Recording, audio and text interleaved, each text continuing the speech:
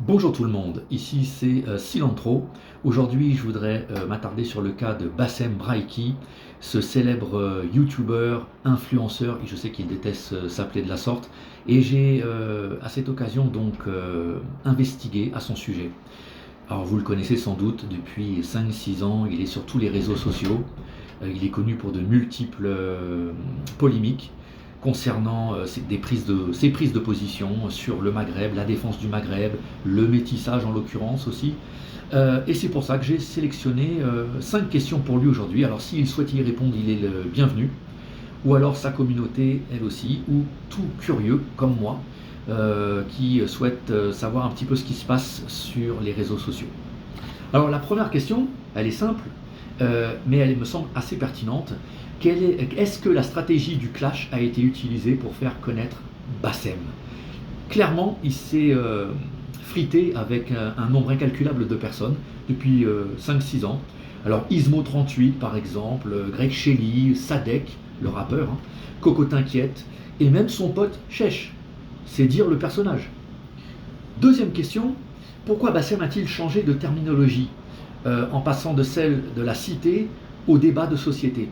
Clairement, quand vous l'entendez parler dans ses premières vidéos, il se donne un genre beaucoup plus rugueux, mec de rue, etc.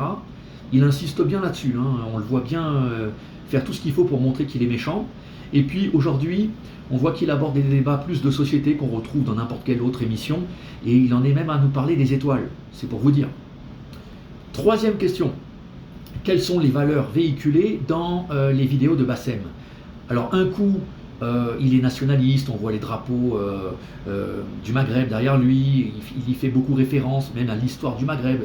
Et puis, de temps en temps, il devient plus conservateur, il essaye de prendre un peu la posture du général de Gaulle, etc.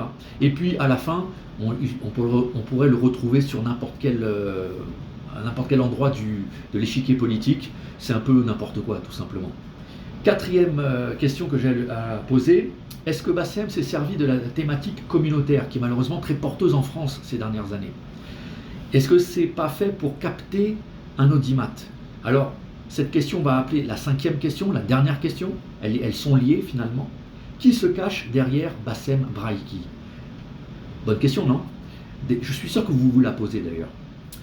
Des activistes? Une entreprise commerciale tout simplement? C'est peut-être une simple personne qui essaye de faire de l'argent en ligne en utilisant cette thématique communautaire. Alors voilà, je vous ai posé 5 questions. Réfléchissez-y, pensez-y, commentez, et je vous dis à bientôt pour 5 nouvelles questions. À bientôt!